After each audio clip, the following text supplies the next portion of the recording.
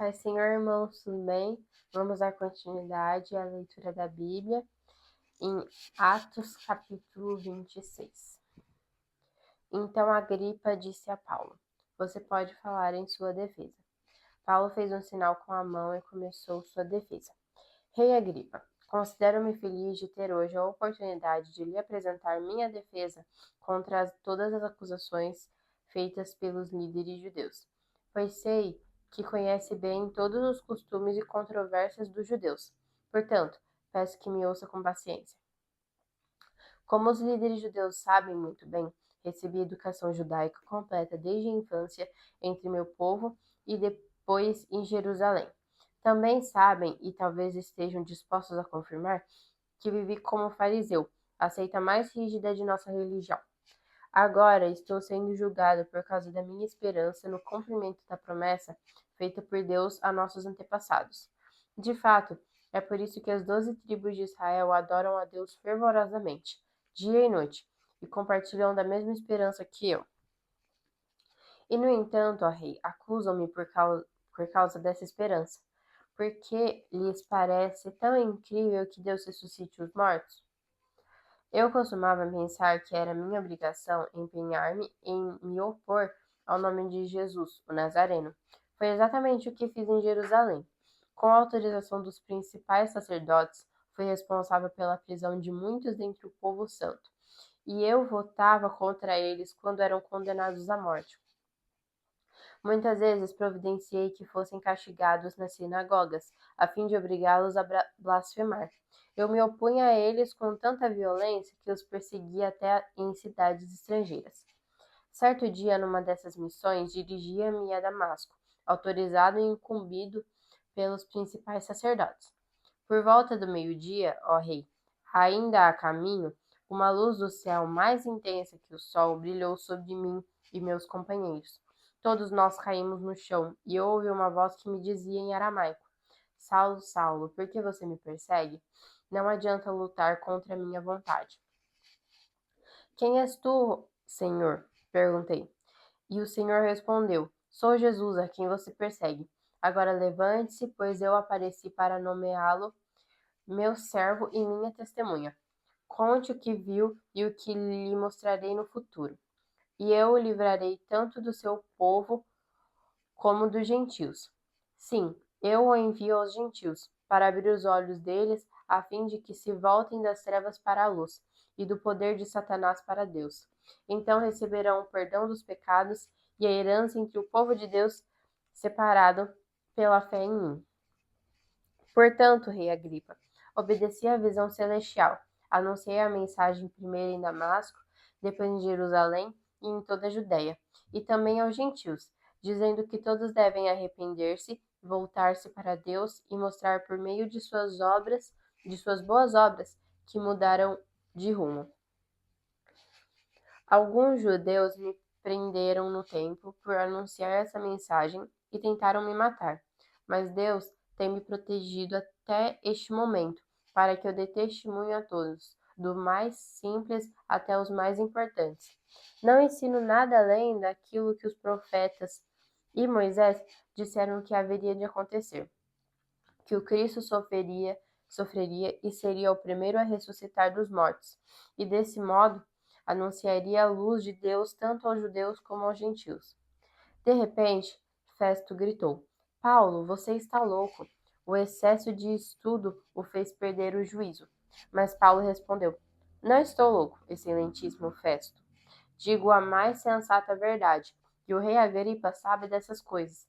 Expresso-me com ousadia porque tenho certeza de que esses acontecimentos são todos de conhecimento dele, pois não se passaram em algum canto escondido. Rei Agripa, o senhor crê nos profetas? Eu sei que sim. Então a Agripa o interrompeu. Você acredita que pode me convencer a tornar-me cristão em tão pouco tempo? Paulo respondeu: Em pouco tempo ou em muito tempo, peço a Deus que tanto o senhor como os demais aqui presentes se tornem como eu, exceto por essas correntes. Então o rei, o governador, Berenice e todos os outros se levantaram e se retiraram. Enquanto saíam, conversavam entre si e concordaram. esse homem não fez nada que mereça morte ou prisão. E Agripa disse a Festo: ele poderia ser posto em liberdade se não tivesse apelado a César. Capítulo 27. Paulo vai a Roma. Quando chegou a hora, zarpamos para a Itália. Paulo e muitos outros prisioneiros foram colocados sob a guarda de um oficial romano chamado Júlio, capitão do regime imperial. Aristarco, um macedônio de Tessalônica, nos acompanhou. Partimos num navio que tinha vindo do porto de Adramítio, no litoral noroeste da província da Ásia. Estavam previstas diversas paradas em portos ao longo da costa. No dia seguinte, quando ancoramos em Sidom, Júlio demonstrou bondade a Paulo, permitindo-lhe que desembarcasse para visitar amigos e receber a ajuda material deles. Quando partimos de lá, fomos costeando a ilha de Chipre, devido aos ventos contrários que tornavam difícil manter o rumo. Prosseguindo por mar aberto, passamos pelo litoral da Cilícia e da Panfilha, chegando a Mirra, na província de Lícia. Ali, o oficial no comando encontrou um navio egípcio de Alexandria, que estava de partida para a Itália, e nos fez embarcar. Navegamos vagarosamente por vários dias, e depois de muita dificuldade nos aproximamos de Cínido. Por causa dos ventos contrários, atravessamos para Creta, acompanhando o litoral menos exposto da ilha, de frente ao cabo de Salmona. Costeamos a ilha com grande esforço, até que chegamos a bons portos, perto da cidade de Lazéia. Havíamos perdido muito tempo. As condições climáticas estavam se tornando perigosas para as navegações, pois se aproximava o fim do outono, e Paulo tratou dessa questão com os oficiais do navio. Disse ele: Senhores, se prosseguirmos, vejo que teremos problemas adiante. Haverá grande prejuízo para o navio e para a carga, e perigo para a nossa vida. Mas o oficial encarregado dos prisioneiros deu mais ouvidos ao capitão e ao proprietário do navio que a Paulo. E uma vez que Bons Portos era uma enseada aberta, um péssimo lugar para passar o inverno, a maioria da tripulação desejava ir a Fenícia, que ficava mais adiante na costa de Creta, e passar o inverno ali. Fenícia era um bom porto, com abertura apenas para o sudoeste e o noroeste. A tempestade no mar. Quando um vento leve começou a soprar do sul, os marinheiros pensaram que conseguiriam chegar lá a salvo. Por isso, levantaram âncora e foram costeando Creta. Mas o tempo mudou de repente, e um vento com força de furacão chamado Nordeste soprou sobre a ilha e nos empurrou para o mar aberto. Como os marinheiros não conseguiam manobrar o navio para ficar de frente para o vento, desistiram e deixaram que fosse levado pela tempestade. Versículo 16. Navegamos pelo lado menos exposto de uma pequena ilha chamada Cauda, onde, com muito custo, conseguimos içar para bordo o barco salva-vidas, que viajava rebocado. Então os marinheiros amarraram cordas em volta do casco do navio para reforçá-lo. Temiam ser arrastados para os bancos de areia de Sirte, diante do litoral africano. Por isso, baixaram a âncora flutuante para desacelerar o navio e deixaram que fosse levado pelo vento. No dia seguinte, como ventos com força de vendaval continuavam a castigar o navio, a tripulação começou a lançar a carga ao mar. No terceiro dia, removeram até mesmo parte do equipamento do navio e o jogaram fora. A tempestade terrível prosseguiu por muitos dias, escondendo o sol e as estrelas, até que perdemos todas as esperanças. Fazia tempo que ninguém comia. Por fim, Paulo reuniu a tripulação e disse: Os senhores deveriam ter me dado ouvidos no princípio e não ter deixado bons portos. Teriam evitado todo este prejuízo e essa parada. Mas tenham bom ânimo. O navio afundará, mas nenhum de vocês perderá a vida. Pois ontem à noite, um anjo de Deus a quem pertenço e sirvo se pôs ao meu lado e disse: Não tenha medo, Paulo. É preciso que você compareça diante de César. e Deus, em sua bondade, concedeu proteção a todos que navegam com você. Portanto, tenham bom ânimo, creiam em Deus. Tudo ocorrerá exatamente como ele disse. É necessário, porém, que sejamos impulsionados para uma ilha. O naufrágio em Malta. Por volta da meia-noite, na 14ª noite de tempestade, enquanto éramos levados de um lado para o outro no mar Adriático, os marinheiros perceberam que estávamos perto de terra firme. Lançaram a sonda e verificaram que a água tinha 37 metros de profundidade. Um pouco depois, lançaram a sonda novamente e encontraram apenas 27 metros. Temiam que, se continuássemos assim, seríamos atirados contra as rochas na praia. Por isso, lançaram 4 âncoras da parte de trás do navio e ansiavam para que o dia chegasse logo. Dando a entender que iriam lançar as âncoras da parte da frente, os marinheiros baixaram o barco salva-vidas na tentativa de abandonar o navio. Paulo então disse ao oficial no comando e aos soldados: se os marinheiros não permanecerem a bordo, vocês não conseguirão se salvar. Então os soldados cortaram as cordas do barco salva-vidas e o deixaram à deriva. Enquanto amanhecia, Paulo insistiu que todos comessem. De tão preocupados, vocês não se alimentam há 2 semanas, disse ele. Por favor, comam alguma coisa agora para o seu próprio bem, pois nem um fio de cabelo da sua cabeça se perderá. Em seguida, tomou um pão, deu graças a Deus na presença de todos, partiu em pedaços e comeu. Todos se animaram e começaram a comer. Havia um total de 276 pessoas a bordo. Depois de se alimentar, a tripulação aliviou o peso do navio mais um pouco, atirando ao mar toda a carga de trigo.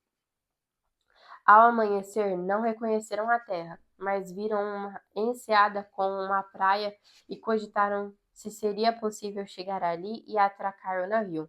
Então cortaram as âncoras e as deixaram no mar. Depois afrouxaram as cordas que controlavam os lemes, levantaram a vela da frente e foram rumo à praia. Mas o navio foi apanhado. Versículo 41. Mas o navio foi apanhado entre 2 correntezas contrárias e encalhou antes do esperado. A parte da frente se encravou e ficou imóvel, enquanto a parte de trás, atingida pela força das ondas, começou a se partir. Os soldados queriam matar os prisioneiros para que não nadassem até a praia e depois fugissem. O oficial no comando, porém, desejava poupar a vida de Paulo e não permitiu que executassem seu plano. Ordenou aos que sabiam nadar que saltassem ao mar primeiro e fossem em direção à terra. Os outros se agarraram às tábuas ou pedaços do navio destruído. Assim, todos chegaram à praia em segurança. 1 Samuel, capítulo 3.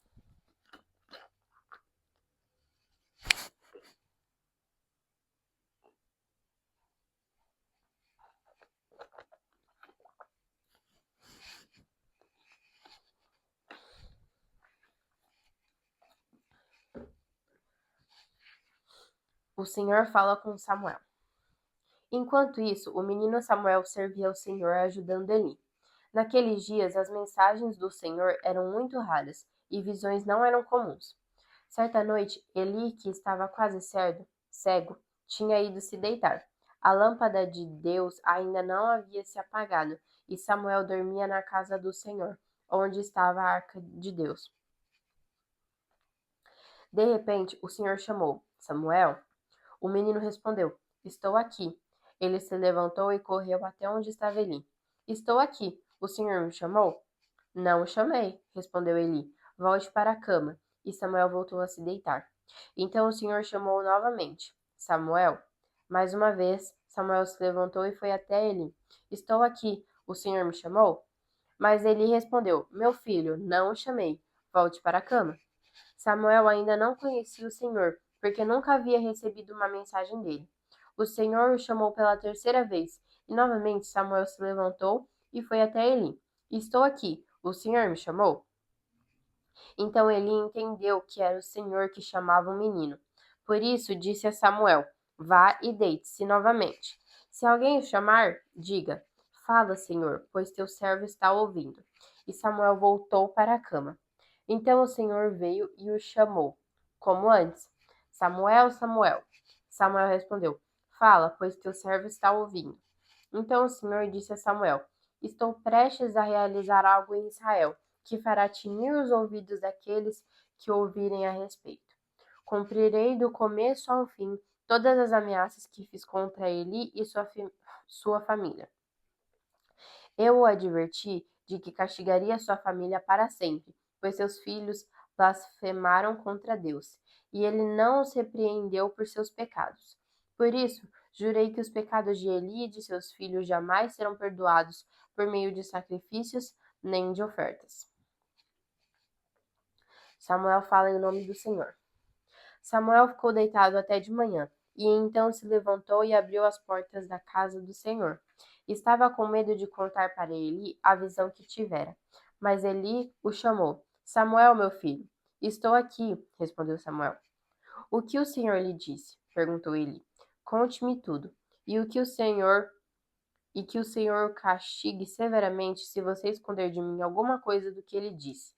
Então Samuel contou tudo a Eli e não escondeu nada. Ele respondeu: É a vontade do Senhor, que ele faça o que lhe parecer melhor. À medida que Samuel crescia, o Senhor estava com ele, e todas as suas palavras se cumpriram. E todo Israel, desde Dan ao norte até Beerseba ao sul, sabia que Samuel havia sido confirmado como profeta do Senhor. O Senhor continuou a aparecer em Siló e a transmitir mensagens a Samuel ali.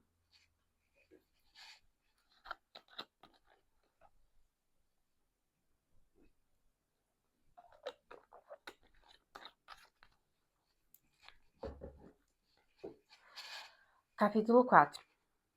E as palavras de Samuel chegavam a todo o povo de Israel. Os filisteus tomam a arca.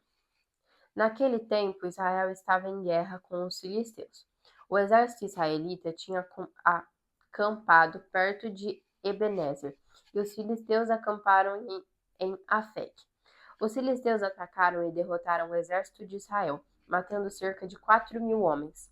Terminada a batalha, os soldados voltaram para o acampamento, e as autoridades de Israel se perguntaram: Por que o Senhor causou nossa derrota diante dos filisteus? Vamos trazer a arca da aliança do Senhor desde Siló para que esteja conosco e nos livre do poder do inimigo. Então enviaram homens a Siló para trazer a arca da aliança do Senhor dos Exércitos, que está entronizado entre os querubins. Ofni e Finéias, os dois filhos de Eli, acompanharam a arca da aliança de Deus. Quando todos os israelitas viram a arca da aliança do Senhor entrando no acampamento, soltaram gritos de alegria tão altos que fizeram o chão tremer. O que está acontecendo? Perguntaram os filisteus. Que significa esses gritos no acampamento dos hebreus? Quando souberam que era porque a arca do Senhor havia chegado, entraram em pânico. Os deuses vieram ao acampamento deles, disseram. Estamos perdidos. Nunca enfrentamos uma coisa assim antes. Estamos perdidos. Quem nos salvará desses deuses poderosos? São os mesmos deuses que destruíram os egípcios com pragas quando Israel estava no deserto. Tenham coragem, filisteus. Sejam homens. Do contrário, acabaremos como escravos dos hebreus, assim como eles se tornaram nossos escravos. Sejam homens e lutem. Então os filisteus saíram para a batalha, e Israel foi derrotado. A matança foi grande. 30.000 soldados israelitas morreram naquele dia. Os sobreviventes deram meia volta e fugiram para as suas tendas. A arca de Deus foi tomada e Ofni e Finéias, os dois filhos de Eli, foram mortos. A morte de Eli. Um homem da tribo de Benjamim correu do campo de batalha e chegou a Siló ainda naquele dia. Tinha rasgado suas roupas e colocado pó sobre a cabeça. Eli estava sentado numa cadeira ao lado da estrada, esperando para ouvir as notícias da batalha, pois seu coração tremia pela segurança da arca de Deus. Quando o mensageiro chegou e contou o que havia acontecido, gritos ressoaram por toda a cidade. Eli ouviu os gritos e perguntou: O que é esse barulho todo? O mensageiro correu até Eli e contou-lhe a notícia. Eli estava com 98 anos e já não conseguia enxergar. Acabo de chegar do campo de batalha, disse o mensageiro. Fugi de lá hoje mesmo. Ele perguntou: O que aconteceu, meu filho? O mensageiro respondeu: Israel foi derrotado pelos filisteus e o povo foi massacrado. Seus 2 filhos, Ofni e Finéias, também morreram, e a arca de Deus foi tomada. Quando ele mencionou o que havia acontecido com a arca de Deus, Eli caiu da cadeira para trás, ao lado do portão, quebrou o pescoço e morreu, pois era velho e pesado. Havia sido juiz em Israel durante 40 anos. A nora de Eli, esposa de Finéias, estava grávida e perto de dar à luz. Quando soube que a arca de Deus havia sido tomada e que o sogro e o marido estavam mortos, teve contrações violentas e deu à luz. Ela morreu no parto, mas antes de falecer, as parteiras tentaram animá-la. Não tenha medo, disseram. Você teve um menino. Mas ela não respondeu, nem se importou. Deu ao menino o nome de Icabode e disse: Foi-se embora a glória de Israel. Pois a arca de Deus havia sido tomada e seu sogro e seu marido estavam mortos. Disse ainda: Foi-se embora a glória de Israel, pois a arca de Deus foi tomada. 1 Samuel capítulo 5. A arca em território filisteu. Depois que tomaram a arca de Deus, os filisteus a levaram do campo de batalha em Ebenezer para a cidade de Asdod. Levaram a arca de Deus para o templo de Dagon e colocaram ao lado de uma estaca de Dagon. Contudo, na manhã seguinte, quando os moradores de Asdod se levantaram, viram que Dagon estava caído com o rosto em terra diante da arca do Senhor. Então levantaram Dagon e o puseram de volta em seu lugar. Na manhã do outro dia, porém, viram que tinha acontecido a mesma coisa. Dagon estava caído novamente, com o rosto em terra diante da arca do Senhor. Dessa vez, a cabeça e as mãos de Dagon tinham se quebrado e estavam junto à porta da entrada. Somente o corpo permaneceu intacto. Por isso, até hoje, os sacerdotes de Dagon e aqueles que entram em seu templo em Asdod não pisam na soleira da porta. Então a mão do Senhor pesou sobre os moradores de Asdod e dos povoados vizinhos e os feriu com uma praga de tumores. Quando o povo de Asdod viu o que estava acontecendo, exclamou: Não podemos mais ficar com a arca do Deus de Israel. A mão dele pesou sobre nós e sobre Dagon, nosso Deus. Então reuniram os governantes das cidades dos filisteus e lhes perguntaram: O que devemos fazer com a arca do Deus de Israel? Os governantes responderam: Levem a arca para a cidade de Gate. Então levaram a arca do Deus de Israel para Gate. Mas quando a arca chegou a Gate, a mão do Senhor pesou sobre a cidade, ferindo com uma praga de tumores os homens de lá, tanto os jovens como os velhos, e houve grande pânico. Por isso, enviaram a arca de Deus para a cidade de Ecrom. Mas quando os habitantes dali viram que ela entrava na cidade, exclamaram: Por que estão trazendo a arca do Deus de Israel para cá? Querem matar todo o nosso povo? Reuniram mais uma vez os governantes filisteus e suplicaram: Mandem a arca do Deus de Israel de volta para a sua própria terra, para que não mate todo o nosso povo. Pois a mão de Deus já pesava sobre a cidade e um pavor mortal se espalhava por todo o lugar. Os que não morreram foram afligidos com tumores, e o clamor da cidade subiu até o céu. Eita. 1 Samuel 6. Os filisteus devolvem a arca. Ao todo, a arca do Senhor permaneceu 7 meses em território filisteu. Então os filisteus chamaram seus sacerdotes e adivinhos e lhes perguntaram: O que faremos com a arca do Senhor? Digam-nos como devemos mandá-la de volta para sua própria terra. Eles responderam: Se vocês vão mandar a arca do Deus de Israel de volta, enviem com ela uma oferta pela culpa, para que cesse a praga. Então, se forem curados, saberão que foi a mão dele que causou a praga. Que tipo de oferta pela culpa devemos enviar? Perguntaram os filisteus. Eles responderam: uma vez que a mesma praga atingiu vocês e seus 5 governantes, façam 5 tumores de ouro e 5 ratos de ouro, como os que devastaram sua terra. Façam essas imagens de tumores e de ratos para demonstrar honra ao Deus de Israel. Quem sabe ele para de afligir vocês, seus deuses e sua terra. Não endureçam o coração como fizeram o faraó e os egípcios, que só deixaram Israel partir quando Deus os castigou severamente. Agora construam uma carroça nova e escolham 2 vacas que tenham acabado de dar cria e sobre as quais nunca tenham sido colocada a canga de um arado. Atrelem as vacas à carroça, mas prendam num curral os bezerros recém-nascidos. Coloquem a arca do Senhor sobre a carroça e ao lado dela ponham uma caixa com objetos de ouro que vocês enviarão como oferta pela culpa. Então deixem as vacas irem para onde quiserem. Se elas atravessarem a fronteira de nossa terra e se dirigirem a Bet-Semes, saberemos que foi o Senhor que trouxe sobre nós essa grande calamidade. Do contrário, saberemos que não foi a mão dele que pesou sobre nós, mas que isso aconteceu por acaso. Os filisteus seguiram as instruções. Atelaram 2 vacas à carroça e prenderam num curral os bezerros recém-nascidos. Colocaram sobre a carroça a arca do Senhor e a caixa com ratos de ouro e os tumores de ouro. E, de fato, as vacas não se desviaram nem para um lado nem para o outro, mas seguiram direto pela estrada de Bet-Semes, mugindo por todo o caminho. Os governantes filisteus as acompanharam até a fronteira de Bet-Semes. Os moradores de Bet-Semes estavam colhendo trigo no vale, e quando viram a arca, se encheram de alegria.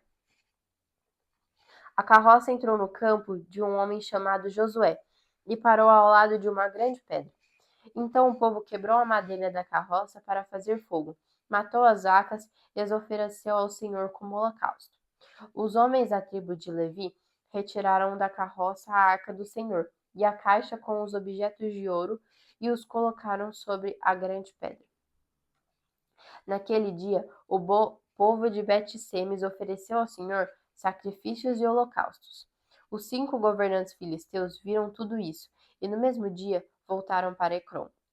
Os 5 tumores de ouro enviados pelos filisteus ao Senhor como oferta pela culpa eram presentes dos governantes de Asdod, Gaza, Ascalon, Gate e Ecrom. Os 5 ratos de ouro representavam as 5 cidades filisteias e os povoados ao redor, controlados pelos 5 governantes. A grande pedra sobre a qual a arca do Senhor foi colocada se encontra até hoje no campo de Josué, de Bet-Semes, como testemunha do que aconteceu ali. A arca é levada para Quiriate-Jearim. O Senhor matou 70 homens de Bet-Semes, porque olharam para dentro da arca do Senhor, e o povo chorou muito por causa da grande matança.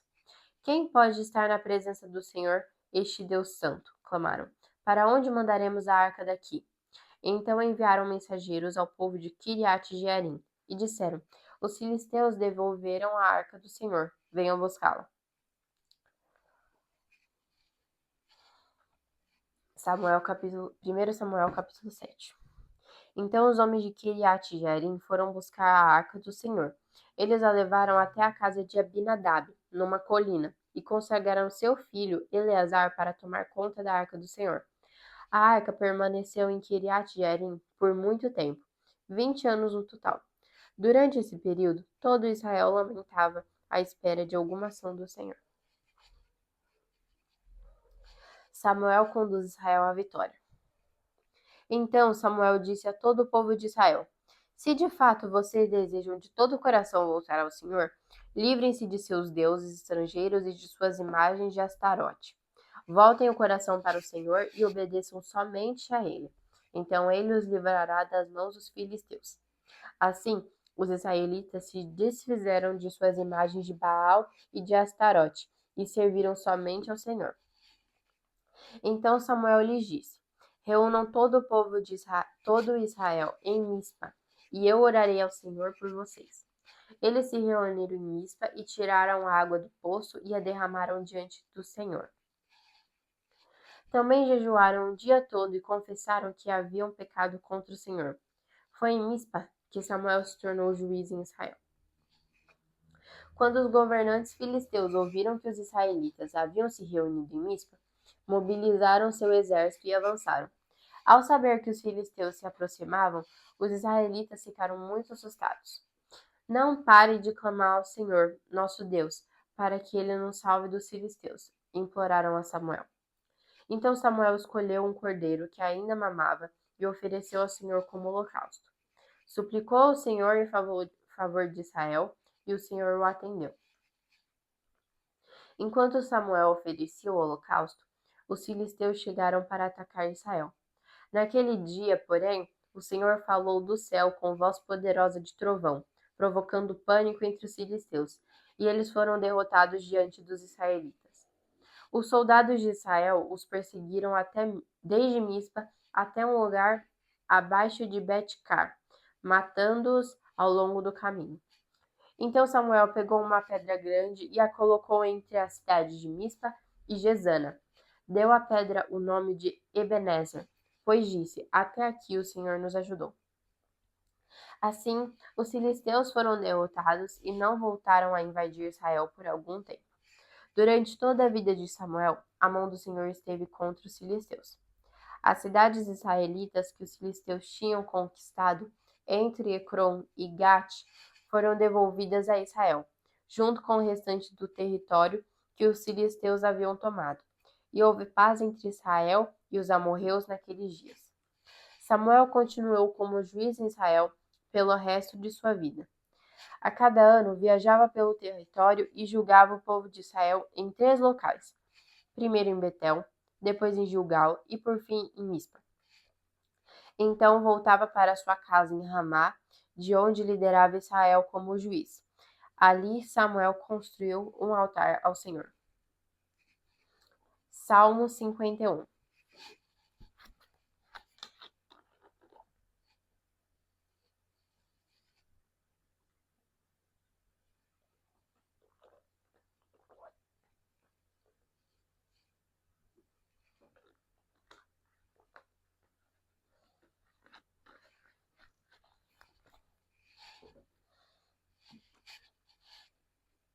Ao regente do coral, Salmo de Davi, sobre a ocasião em que o profeta Natã veio falar com Davi após o adultério com Batseba. Tem misericórdia de mim, ó Deus, por causa do teu amor, por causa da tua grande compaixão, apaga as manchas de minha rebeldia. Lava-me de toda a minha culpa, purifica-me do meu pecado, pois reconheço minha rebeldia, meu pecado me persegue todo o tempo. Pequei contra ti, somente contra ti, fiz o que é mal aos teus olhos. Por isso, tens razão no que dizes, e é justo teu julgamento contra mim, pois sou pecador desde que nasci, sim, desde que minha mãe me concebeu. Tu, porém, desejas a verdade no íntimo e no coração me mostras a sabedoria. Purifica-me de minha impureza e ficarei limpo. Lava-me e ficarei mais branco que a neve. Devolve-me a alegria e a felicidade. Tu me quebraste. Agora, permite que eu exulte outra vez. Não continues a olhar para meus pecados. Remove as manchas de minha culpa. Cria em mim, ó Deus, um coração puro. Renova dentro de mim um espírito firme. Não me expulses de tua presença e não retires de mim o teu Espírito Santo. Restaura em mim a alegria de tua salvação e torna-me disposto a te obedecer. Então ensinarei teus caminhos aos rebeldes e eles voltarão a ti. Perdoa-me por ter derramado sangue, ó Deus de minha salvação. Então, com alegria, anunciarei tua justiça. Abre meus lábios, Senhor, para que minha boca te louve. Tu não desejas sacrifícios, do contrário, eu os oferecerei. Também não queres holocaustos. O sacrifício que desejas é um espírito quebrantado. Não rejeitarás um coração humilde e arrependido. Olha com favor para Sião e a ajuda. reconstrói os muros de Jerusalém. Então te agradarás dos sacrifícios de justiça, dos holocaustos e das ofertas queimadas. Sobre o teu altar, novilhos voltarão a ser sacrificados.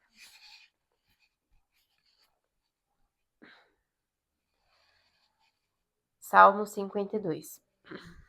Ao regente do coral, salmo de Davi sobre a ocasião em que Doeg, o edomita, disse a Saul: Davi foi à casa de Aimeleque. Por que conta a vantagem de seus crimes, grande guerreiro? Não sabe que o amor de Deus dura para sempre? O dia todo você trama a destruição, sua língua mentirosa corta como navalha afiada. Eita. Ama o mal mais que o bem, e fala mais mentiras que verdades. Interlúdio. Você gosta de destruir os outros com suas palavras, seu mentiroso. Por isso, Deus o destruirá de uma vez por todas. Ele o tirará de sua casa e o arrancará da terra dos vivos. Interlúdio. Os justos verão isso e temerão. Rirão de você e dirão: Vejam o que acontece aos poderosos guerreiros que não fazem de Deus sua fortaleza. Confiam em suas muitas riquezas e se refugiam em sua maldade. Eu, porém, sou como a oliveira que floresce da casa de Deus. Sempre confiarei no amor de Deus. Eu te louvarei para sempre, ó Deus, por aquilo que fizeste. Confiarei em teu bom nome, na presença de teu povo fiel.